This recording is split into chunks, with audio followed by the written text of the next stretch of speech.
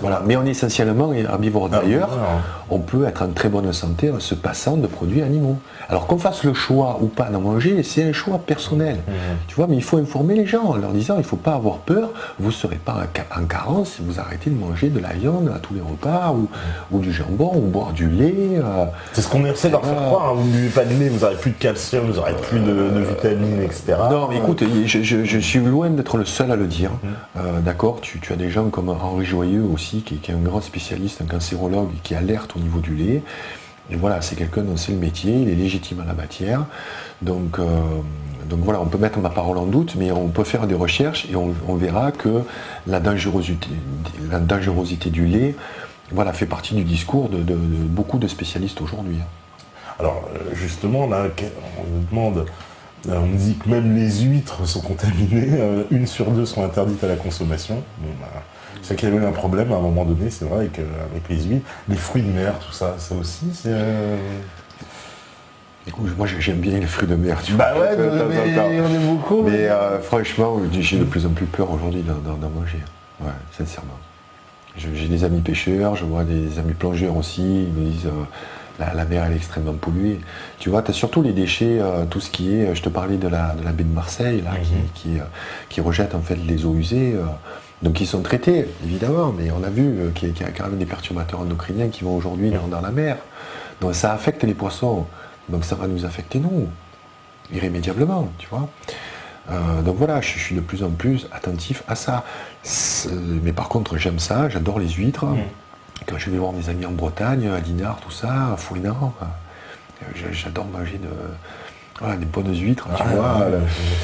Mais voilà, ça reste quand même, ça reste plus dangereux que de manger des végétaux de ton paysan, on sait où ça a poussé, etc. Voilà. Ouais, c'est... Je voyais la spiruline aussi. La spiruline, c'est bon. Alors tu sais que la spiruline, il y a beaucoup de production locale au niveau de la spiruline. Ouais. C'est quoi la spiruline C'est une algue. C'est une algue verte. Voilà, c'est l'espèce d'algue verte. Donc il y a beaucoup aujourd'hui d'exploitation de spiruline biologique. Hein. La spiruline a beaucoup de vertus, notamment celle de retenir les métaux lourds, de reconstituer au niveau moléculaire aussi, par exemple les cœurs qui se nécrosent, etc. C'est très très bon hein, au niveau de la reconstitution, de la régénérescence du corps. Donc on peut en manger soit un petit cachet. Moi j'adore ça, c'est un goût très iodé, c'est un goût de l'algue. Hein. Moi je me fais des smoothies avec. Écoute, le smoothie il est puissant parce que alors, déjà si tu entends une goutte par terre, tu es mort, il faut que tu frottes de suite parce que c'est une couleur verte très très prononcée. Et moi je me fais des smoothies avec de la poudre de spiruline. Bon, je ne conseille pas aux gens parce que c'est vrai que c'est très très spécial, mais il y a des cachets aussi de spiruline compactés qu'on peut juste avaler, il faut à peu près 10 grammes par jour. Et on peut se faire de temps en temps de bonnes cures, surtout qu'il y a des producteurs locaux en France qui produisent de la spiruline. Et ça par contre, tu vois, c'est pas, si tu veux, c'est pas dans le mode alimentaire, c'est réellement une plante qui guérit.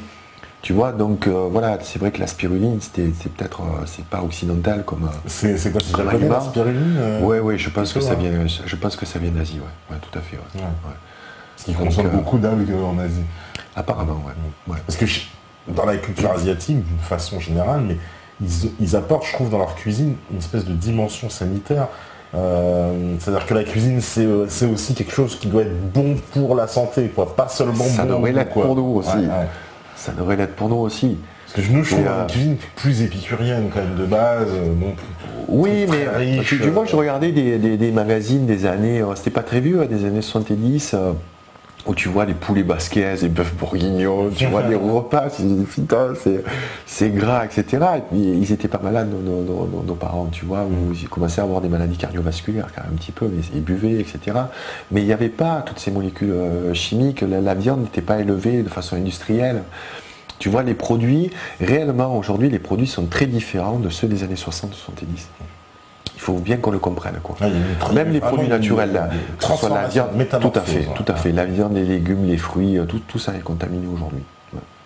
Ouais, donc finalement, en plus, c'est très récent sur l'histoire de c'est les 50 dernières années, hein. Tu sais, c'est les années après-guerre, c'est la Révolution verte, ça a commencé dans les années 50, 60. C'est Edgar Pisani, qui était le ministre de l'Agriculture sous le général de Gaulle, qui a démembré les terres en Bretagne, qui a voulu faire de la Bretagne une usine à viande. Et aujourd'hui, quand tu l'écoutes, c'est un vieux monsieur qui a plus de 90 ans, il regrette amèrement sa décision. Il ne pensait pas, comme il dit à demi-mot, que les industriels allaient aller aussi loin. Regarde la Bretagne, ce que c'est devenu aujourd'hui, c'est extrêmement pollué. Voilà, ils ont extrêmement pollué. Les nappes phréatiques à cause de l'élevage, avec les porcs, c'est ça. Ils ont pourri les sols, apparemment. Parce qu'en fait, aujourd'hui, tout le lisier de porc, etc., tu vois, puisque c'est fait sur Calibotti, donc après, il y a des bassins de décantation. Tu vois, ça pue après ça, donc je crois que c'est plein d'azote, on va en épandre sur tous les champs, etc., on va les récupérer, ça pollue les nappes phréatiques. Ça fait les algues bleues, je crois qu'ils ils sont débordés. En Bretagne. C'est quand même, on est en train de saccager une région qui est tellement belle. Alors, il y a un gros mouvement de rébellion en Bretagne par rapport à ça. Oui. Parce que la Bretagne, en fait, en plus, tout a été misé là-dessus. C'est-à-dire l'économie, elle a été quand même très axée sur cette production d'élevage industriel. Ben oui, c'est toujours du joie dans un but économique. Ça n'a jamais été dans un but, on va bien nourrir le peuple français. On va prendre soin de vous. On veut que vous viviez longtemps, parce qu'on veut vous payer les retraites aussi pendant longtemps. Et puis on ne veut pas que vous consommiez trop de cachets, parce que ça nourrit l'industrie pharmaceutique. Donc voilà, il y a des intérêts financiers en jeu, il ne faut pas se leurrer. Après, on ne peut pas se battre aussi contre des montagnes. On peut prendre des décisions simples pour soi-même. Et je pense que les industriels auront l'intelligence de se repositionner. Je veux rester optimiste par rapport à ça.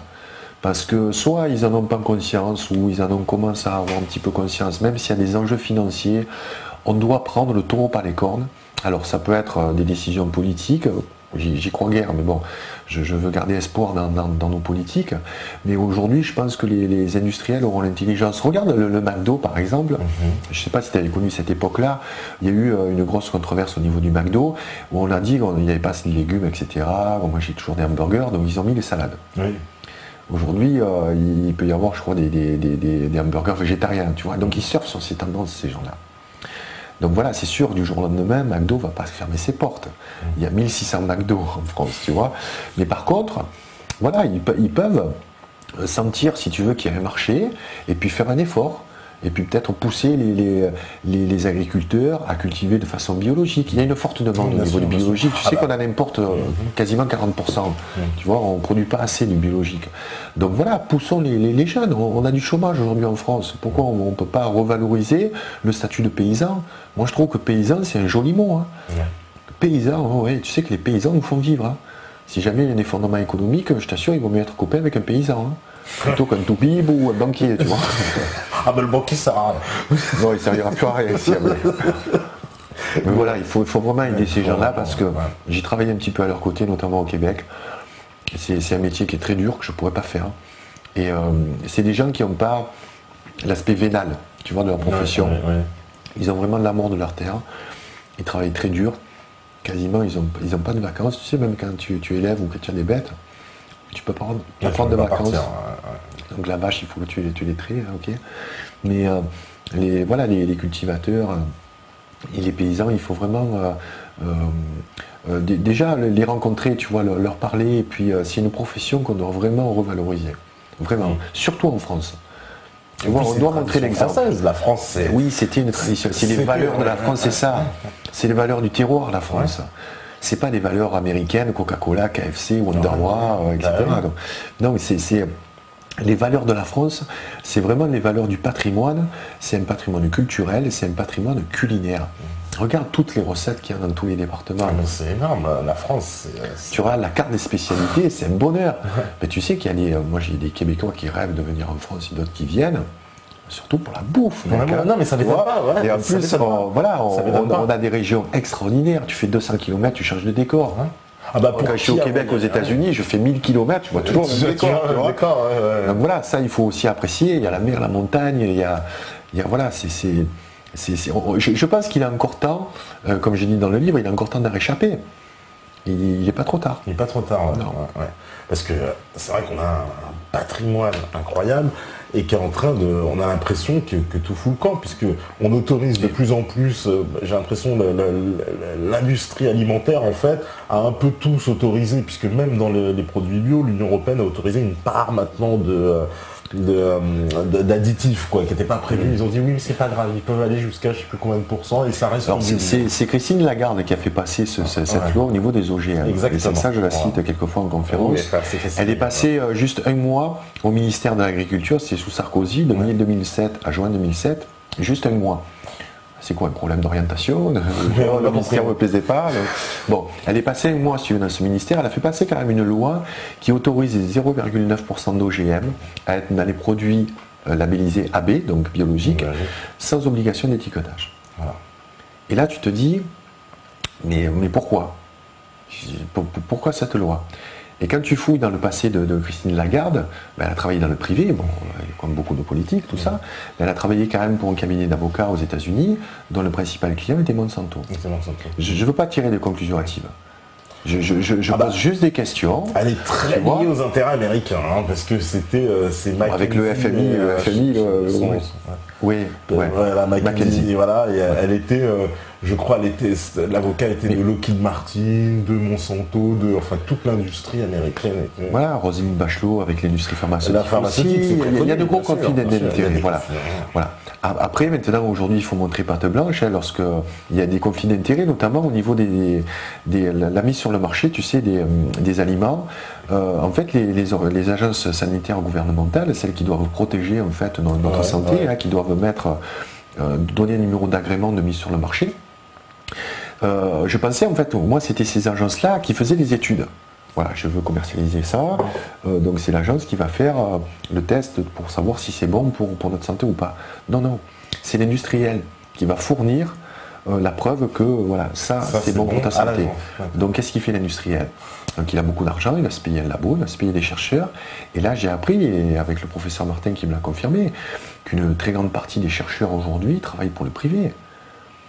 Ils sont financés par le privé. Mon père me disait, on ne mord pas la main qui te nourrit. Donc, quel est le crédit de ces gens-là, tu vois? Quand c'est un laboratoire privé ou un industriel qui te dit, voilà, il faudrait mettre ça sur le marché, vous vous débrouillez de faire des études pour prouver l'innocuité de cet aliment, de cette molécule. Donc ça, c'est une très grosse problématique aujourd'hui, c'est qu'on n'a pas des aliments qui sont sécures. Non. Alors, en plus, à tous les niveaux, parce que même au niveau européen, ça fonctionne comme ça, les FAD, Oui, en plus il y a des conflits d'intérêts. Il y avait Banati, je crois, qui était responsable en fait de l'agence de sécurité des aliments européenne, qui avait des conflits d'intérêts majeurs avec les industriels. Donc aujourd'hui, ces gens-là sont obligés de déclarer leurs conflits d'intérêts. Voilà. Puis aussi, tu vois, j'ai un petit coup de gueule à passer aussi, tu vois, par exemple avec les nutritionnistes qui travaillent pour la télévision. Voilà, ils sont financés par des marques, ils sont financés par Yoplait, Candia, ils interviennent sur des colloques, et puis ils vont nous dire non mais le lait c'est bon pour votre santé, notamment un qui s'appelle Cohen je crois, et qui a dit que les enfants qui étaient végétaliens, ils allaient être petits et bêtes, tu vois, ils allaient être en carence. Donc moi je connais des parents végétaliens, et les petits, non, je suis désolé Cohen.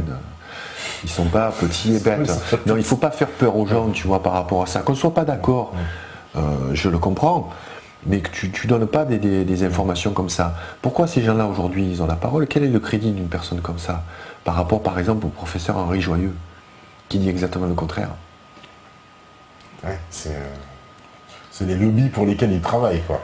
Ouais. C'est après la problématique des médias. Vous êtes un média sans publicité, voilà, vous vivez par le don aussi des métanotes, etc. Et donc vous êtes indépendant. Tout comme moi je suis indépendant.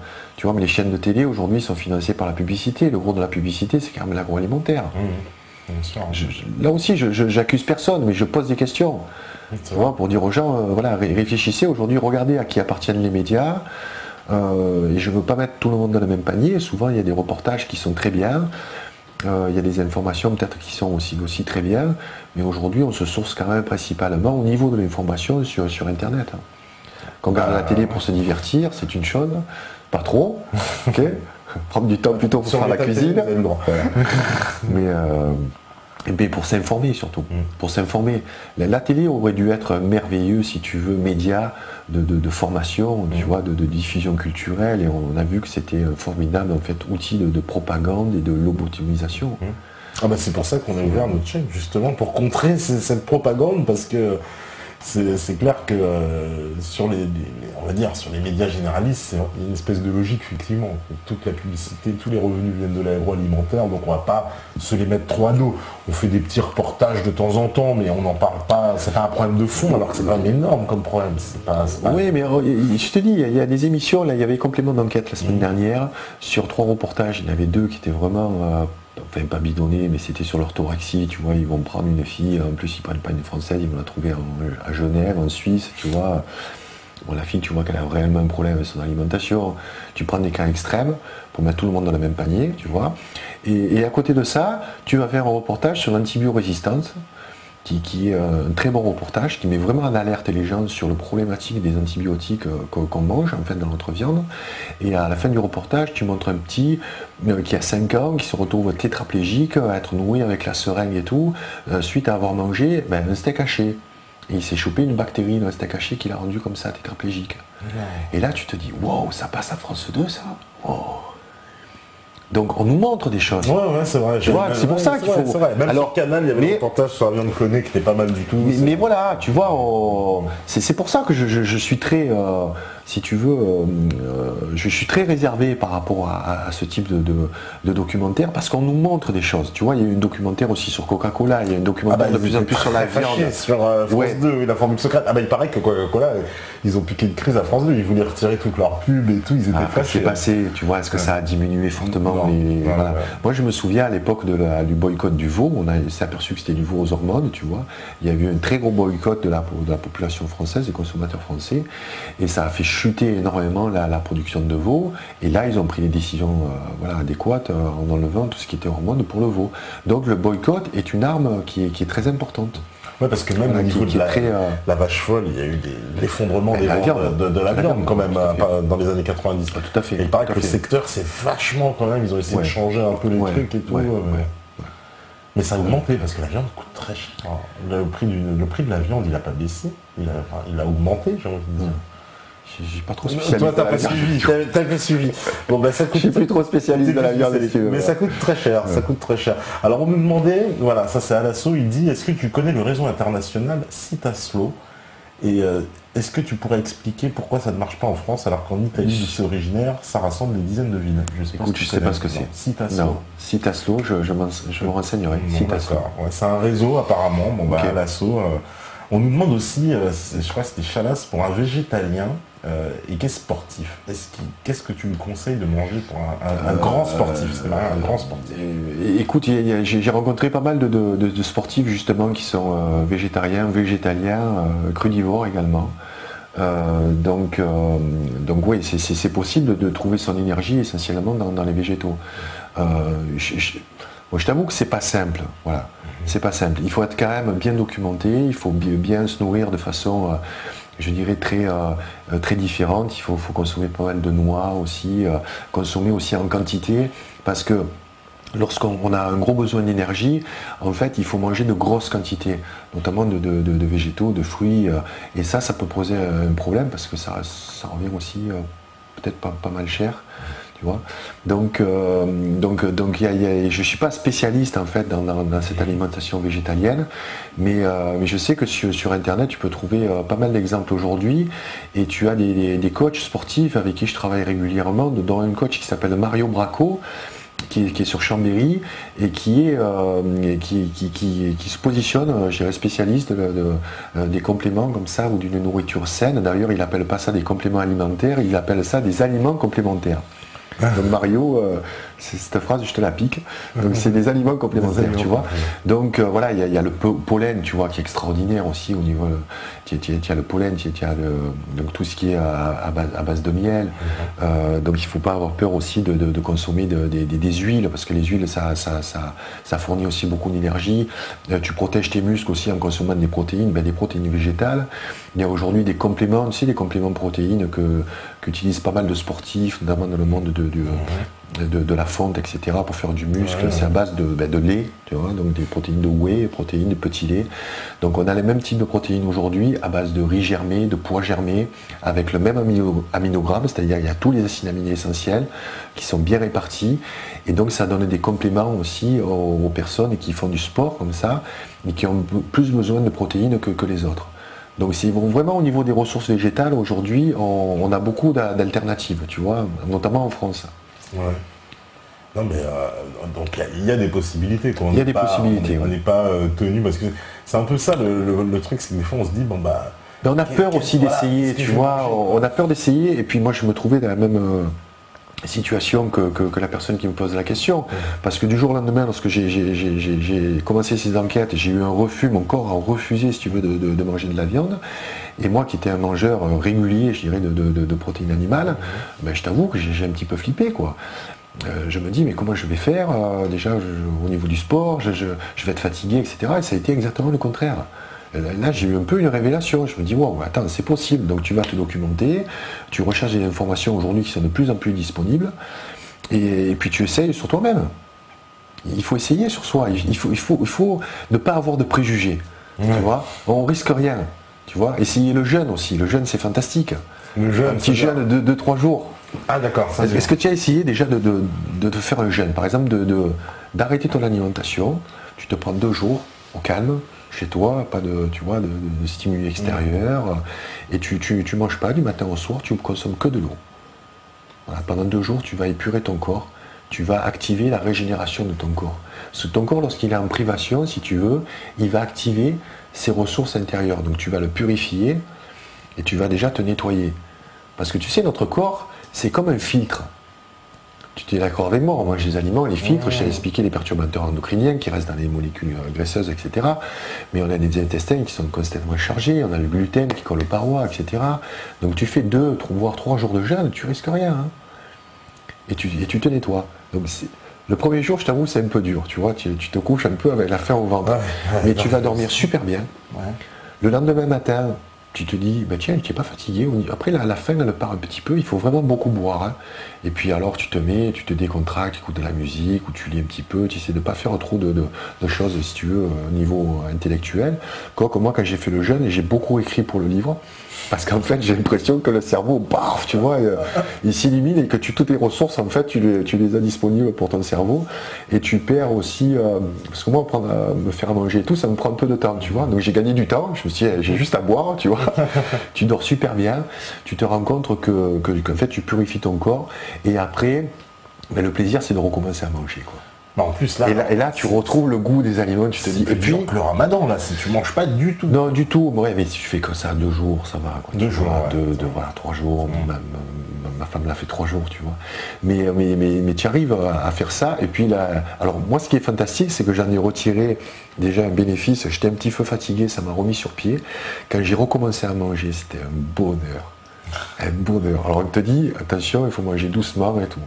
Bon, je n'ai pas trop respecté, tu vois, mais c'est un bonheur, quoi. Réellement. Et puis, c'est quand même extraordinaire parce que c'est là que tu t'imposes le choix de ne pas manger. Tu vois, mais tu sais que tu peux le faire. Tu peux survivre. Et ça, c'est intéressant. Parce qu'imagine, il t'arrive quelque chose ou quoi, tu n'as pas accès, tu n'as pas tes noix, tu n'as pas tes réserves, la bouffe et tout, mais tu sais que tu peux survivre. Et là, je dis aux gens qui sont un peu gras ou qui ont une masse graisseuse un peu importante que le gras, c'est la vie. Parce que là, lorsque tu es en période, si tu veux, de jeûne, tu peux aller au-delà d'un mois, etc. Sans problème, tu vas taper dans tes réserves graisseuses. Parce que le corps, lorsqu'il n'a plus à manger, il va taper dans ses réserves graisseuses. Donc si tu n'as pas beaucoup de gras, tu ne vas pas survivre bien longtemps. Voilà. Bah, ça donne un espoir. C'est un peu encourageant, tu vois. Pour les obèses, il y a une crise, ils seront... Mais j'encourage de tester le jeûne. Je vous assure, c'est vraiment fun, quoi. Après, on peut le faire uniquement avec de la tisane, aussi des herbes, si on ne peut pas manger, boire uniquement de l'eau. Mais s'abstiner de manger, c'est une expérience, réellement. On nous dit que c'est un peu cher, les produits dont vous parlez. Les gens se sentent, ils disent qu'ils ne gagnent pas assez d'argent. Le serial killer, par exemple, qui dit ça. Non, c'est faux. Tu peux vraiment t'alimenter de façon biologique, saine. Voilà, j'ai rencontré un jeune à la conférence la semaine dernière, je crois que c'était à Lyon. il est venu me voir, il était très fier de me dire qu'il dépensait 30 € par semaine, lui et sa compagne. C'était quasiment moins d'€1 par repas, qui s'alimentait local, biologique. J'avais en face de moi un jeune homme athlétique, qui n'était pas en déficience ou en manque, tu vois, qui intellectuellement, il fait une grande école, donc voilà, il est assez, je dirais, intellectuellement performant, et puis voilà, il n'a pas d'énormes moyens, et il peut très bien s'alimenter. Donc c'est une fausse croyance, et il ne faut surtout pas vous enfermer là-dedans. C'est une fausse croyance de se dire « Ah ouais, mais pour manger, bien manger, ça coûte cher ». Non, non, non, c'est faux. Ouais. Ça, voilà, il faut sortir de ça aussi. Ouais. C'est-à-dire, en fait, il faut plus chercher, j'ai l'impression, un peu les solutions. Mais on n'a pas besoin aussi de beaucoup manger, tu vois, de manger de trop grosses quantités. C'est vrai qu'il faut faire, on peut considérer ça comme des sacrifices, parce qu'on est habitué à avoir du plaisir au niveau du goût, à avoir des sucreries, des petites gâteries, etc. etc. Donc c'est vrai que si on a le même mode alimentaire, je le dis clairement dans le livre, si on consomme de la viande à tous les repas, si on veut se faire tout ce qui est gâteau, on peut tout acheter bio. Hein. Par contre là, ça va te coûter 2 à 3 fois plus cher. Hein. Bon, des fois, je vais chez des amis, ils sont tout fiers, tu vois, de me montrer, regardez-moi les placards, la cuisine et tout. Ils me sortent tous les paquets, tu vois, les gâteaux, les plats préparés bio et tout. Je dis, mais tu vois, tout ça, c'est industriel. Oui, c'est bio. Il me dit, ouais, mais c'est bio. Je dis, oui, mais c'est industriel. Moi, quand je te dis bio, c'est qu'il faut que tu retournes au fourneau. Donc, il faut que c'est des aliments non transformés. Donc, la farine, les céréales, les légumes, les fruits, les noix, les huiles, les sucres. Et après, tu fais tes préparations, quoi. Tu fais ta compote avec les fruits, tu veux faire des gâteaux et des recettes de pain d'épices, etc. Donc, tu prépares tes aliments, tu prépares toi. Tu ne vas pas acheter bio. Donc c'est vrai, et là je le rejoins à 200%, si tu veux acheter bio des plats transformés, c'est très cher. Mais si tu veux bien te nourrir en faisant la cuisine, donc ça va te demander plus de temps, mais tu vas dépenser le même budget, le budget que tu vas allouer à une alimentation traditionnelle. Très bien. C'est voilà, un calcul à faire, quoi. Mais ça vaut le coup quand même, quoi, parce que le bénéfice qu'on gagne au niveau santé, c'est pas comparable, quoi. Parce que ça peut pas se faire du jour au lendemain. Voilà, réellement, je mets pas en garde les gens, je veux pas les décourager non plus. C'est une démarche qui est longue. Il faut l'initier, déjà en prendre conscience, essayer, tester, voir les réactions qu'on a. Je veux dire, on dort mieux, voilà, on a une meilleure peau, on a de beaux cheveux, on est en santé. Et tu vois, souvent on dépense de l'argent aussi, je pense aux jeunes filles, chez l'esthéticienne, chez le coiffeur, tu vois, tout ça. Bon, c'est pas pour ça qu'il faut se laisser pousser la barbe comme moi ou pas se couper les cheveux et tout, tu vois. Mais voilà, tu peux faire aussi des économies sur pas mal de choses qui ne sont pas vitales. Si ta santé, c'est ta priorité, si la santé de tes enfants, c'est ta priorité, il faut que l'alimentation soit ta priorité. Voilà, c'est essentiel. Donc pour ça, il faut lui accorder plus de temps. Pas forcément plus d'argent, plus de temps. Plus de temps dans tous les sens du terme, quoi. Plus de temps pour chercher, plus de temps pour cuisiner, plus de temps pour... Ouais. C'est plus le temps qui est difficile à trouver qu'un problème d'argent. Alors on nous demande justement le vin rouge. C'est vrai que je vois plusieurs fois cette question passer sur le vin. Ben, le vin, c'est un concentré de pesticides. Ouais. Voilà, le vin, il ne faut pas se leurrer, même dans les grands vignobles. En fait, le raisin, c'est le fruit avec la pomme et puis je crois que c'est la fraise aussi. C'est un des fruits qui reçoit le plus de traitement de pesticides. Parce que c'est une culture qui est fragile. Donc par contre, aujourd'hui, il y a de plus en plus de vins nature, qu'on appelle le vin biologique, qui se développent. Et donc ça, c'est des vins qui sont excellents. Mais tous les vins qui sont non biologiques, non nature, en fait, sont des concentrés de pesticides. Parce qu'on a reçu comment on appelle ça, un éleveur de vin qu'on connaît très bien, Edouard Claire, on lui passe le producteur de vin. Producteur de vin, donc un vigneron qui nous a dit, expliqué que c'est vrai que dans sa méthode de travail, il n'avait pas le choix, il était obligé de mettre du cuivre sur le... Ouais, c'était ça, c'était du cuivre pour contrer le mildiou. Qui était une plaie apparemment. Je ne sais pas si le cuivre est considéré, peut être absorbé par l'humain ou... C'était du cuivre, je ne sais plus, sulfate de cuivre, je ne sais plus quoi, enfin c'est du cuivre, quoi. Et ils disaient qu'ils arrosaient, ils étaient obligés d'utiliser ça pour la culture du raisin, et qu'il n'y avait pas autre chose. C'est-à-dire qu'ils disaient on n'a rien inventé d'autre. Mais écoute, je ne suis pas un spécialiste des vignobles, mais ce que je sais aujourd'hui, c'est que les taux de pesticides dans le vin sont phénoménaux. Alors ce qui est rigolo, c'est que on n'a pas d'études sur les taux de pesticides dans le vin. Tu as lu des études, toi, sur les taux de pesticides dans le vin? J'avais pas trouvé. Tu as lu des études sur le taux de pesticides dans le lait? Non. Pourquoi? Pourquoi on ne pourrait pas faire des études là-dessus? Parce ils pèsent trop en France. Surtout le vin en France et le lait. C'est possible, on peut les faire, un particulier peut les faire. Parce que le vin en tout cas, l'INRA, qui est l'Institut National de Recherche Agronomique en France, a des informations sur le taux de pesticides dans le lait. Ils n'informent pas le public. Non, c'est secret défense. Oui, parce que trop d'enjeux, quoi. C'est-à-dire que le lait, c'est une espèce de forteresse en France. On ne peut pas s'attaquer au lait, quoi. Ouais, c'est des grosses compagnies. C'est des grosses compagnies, c'est surtout tous les yogourts et l'habitude qu'on a de prendre un yogourt à la fin du repas. Moi, j'en consomme beaucoup, le fromage blanc, etc. Je suis un très grand consommateur de produits laitiers. Mais voilà, bon, c'est pas pour ça aujourd'hui que je suis en très mauvaise santé, mais à un moment donné, quand tu arrives à un certain âge, tu prends conscience que ton corps vieillit et devient de plus en plus fragile. Donc il est temps de faire un petit peu, je dirais, machine arrière, de le préserver. Mais je voudrais vraiment alerter les parents, tu vois, par rapport aux enfants, parce que les enfants aujourd'hui sont de plus en plus fragiles. Tu le vois, ils sont allergiques à tout, ils sont hyperactifs. Tu vois, les enfants aujourd'hui, c'est quand tu voyages en train, c'est l'enfer, quoi. Tu pries pour être dans un wagon où il n'y a pas d'enfants. Hein. Parce que, alors pour les calmer, les parents vont acheter des Kinder, les fraises Tagada, tu vois. Et là, tu leur dis, non, c'est pas possible, le sucre, non. C'est ce que je disais, que justement, ça excitait les enfants. Ah oui, mais Corinne, elle va directement leur parler, tu vois. Corinne, elle va leur dire, moi, je vais leur arracher le truc. Si leur sortent des fraises Tagada, c'est sûr qu'ils vont passer un mauvais quart d'heure. On nous demande aussi, Scorpion, concernant le jeûne de 2 jours, il faut le faire tous les combien de temps? Écoute, le jeûne non plus, je ne suis pas un spécialiste du jeûne. Écoute, moi je le fais 2 fois par an. Je le fais quand j'en ai besoin, quand le corps me le demande. J'ai pas un retour trop... Voilà, j'ai pas d'antériorité par rapport au jeûne, mais il y a d'excellents documentaires sur les cures à partir du jeûne. Puis il y a le jeûne aussi qui répare et qui soigne, d'accord? Là, je parle juste d'un petit jeûne pour se nettoyer, tu vois. Donc c'est pas risqué, voilà, de bien boire et puis de comme ça se purifier avec de l'eau et se priver de nourriture. Surtout, je te dis, moi, c'est pour reprendre la nourriture. Là, c'est vraiment un bonheur, quoi. Donc vraiment, les religions qui connaissent toutes le jeûne, elles n'étaient pas si loin, elles n'étaient pas dans le fond en tout cas sur ça. C'est parce que dans toutes les religions on retrouve le jeûne. Ouais, il y a le carême et tout. Le carême chez les catholiques, le ramadan, même chez les bouddhistes, c'est une forme de jeûne, etc. On retrouve le jeûne partout. Ouais. Et à chaque fois dans un esprit de purification. Et tu vois, je pense que bon, il n'y a pas tout de mauvais aussi dans les religions. Voilà. Il y a des choses à tout stigmatiser, tu vois. Et peut-être, je pense que nos anciens étaient dans le vrai. Voilà, et qu'aujourd'hui on a perdu ces repères et ces valeurs, quoi.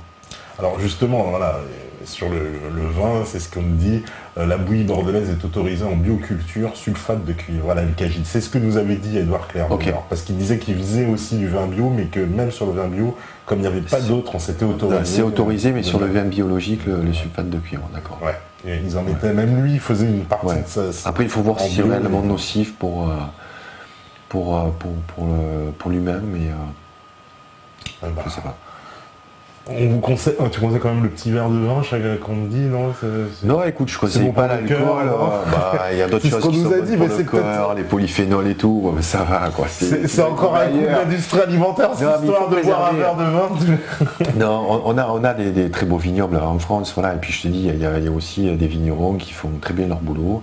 Mais je privilégie vraiment les gens qui font abstraction des produits chimiques. Voilà. Donc le bio, j'y crois. Donc tu as bien compris, c'est pas le bio industriel, hein. C'est le bio donc chez les éleveurs, les cultivateurs, les vignerons, etc. Donc il faut encourager ces gens-là. Et puis tu as une très bonne surprise au niveau des vins. Moi j'en bois quelques fois et puis voilà, c'est agréable quand tu sais que tu t'empoisonnes pas trop, quoi, voilà. Puis bon, si on veut boire un bon vin aussi, une belle cuvée, et puis d'un vin qui n'est pas biologique, ben on peut le boire, ça ne va pas nous tuer, tu vois, je veux te dire, c'est pas... Voilà, par contre, il faut être conscient de ça, il ne faut pas que ça fasse partie de notre quotidien. D'accord, en tout cas, un bon petit verre de vin, pour ceux qui nous accueilleront dans le tour de la résistance, on acceptera le vin, même avec un peu de sulfate de cuivre dessus, bon, on sera obligé. Mais en tout cas, merci Gilles, parce qu'on arrive à la fin de l'émission. Donc, merci infiniment à toi de m'avoir invité. Je sais que tu avais des invités prestigieux qui sont passés avant moi. Donc, pour moi, c'est avec grand plaisir. Vraiment, c'était super intéressant. Je pense que les métanotes ont apprécié, ils vont garder tes précieux conseils aussi, tu vois, parce qu'à chaque fois il y a un suivi. Dis-toi là maintenant, avec ton émission, on sait maintenant qu'il y aura un suivi, parce que chaque fois qu'on entendra parler de bio, on pensera à Gilles. Ouais, et puis j'invite les gens aussi à me rejoindre sur Facebook ou sur mon blog. Et tu as un site aussi, tu peux donner. C'est gileslartigot.com. Et puis donc aujourd'hui il y a pas mal de choses sur Google, donc on peut me retrouver facilement. Et puis c'est vrai que le fait de connaître mes lecteurs, ça m'apporte énormément, parce que il y a un réel échange, tu vois, et je passe beaucoup de temps. Donc aujourd'hui, je ne suis pas encore arrivé, si tu veux, à répondre à quasiment tous les messages. Mais puis je rencontre les gens, je suis en tournée, si tu veux, francophone, donc je vais faire cette année quasiment tous les départements. Je vais même en Suisse, là, début du mois prochain. Et donc je rencontre les gens sur leur terre, sur le terroir, tu vois. Et ça, c'est beau, parce que les gens se rencontrent. Et je rétablis un petit peu, je dirais à ma façon, modestement, le lien social autour de la nourriture. Je pense que le message en tout cas est passé. Voilà, Gilles revient souvent. Gilles, tu es très prestigieux. Voilà, merci pas Gilles. Voilà, donc c'était un pur plaisir à vous écouter. Il n'y a que tu vois, tout le monde était enchanté, je crois. Voilà, merci beaucoup à vous en tout cas de nous avoir écoutés. Et je suis très touché. Et merci beaucoup à tous les métanotes, à Lasso, Kero, Johnny, Zinzel, Scorpion, Marianne Damas, Camarade Résistant, Tortue Géniale, Rodé Langlois, Samoin, on lui passe le bonjour, RNUI, pareil, parce que maintenant on commence aussi à se connaître. On commence à se connaître à Lasso. C'est vrai, encore t'as des pseudos qui sont pas trop pourris, quoi. Non, ça va. Céréales Killer, d'accord. Tueur de céréales, mais pas les bio, il ne tue que des céréales industrielles. Voilà. En tout cas, merci à vous tous. On se retrouve demain. Demain en plus, comme ça, il y aura le débrief, parce qu'on a demandé un débrief par rapport à la semaine dernière. Donc, débrief demain pour tout le monde. Et puis, petit sujet à la clé. Voilà, merci à vous. Merci, il y avait Steph et Thibaut à la régie. Il y a Fred aussi dans les studios. Et je crois que j'avais vu Mikey passer sur le chat. Voilà, on dit bonjour à tout le monde. On se retrouve demain, c'était la Libre Antenne, parce que vous savez très bien que si vous écoutez ce message, c'est que vous êtes la résistance. À vous la régie.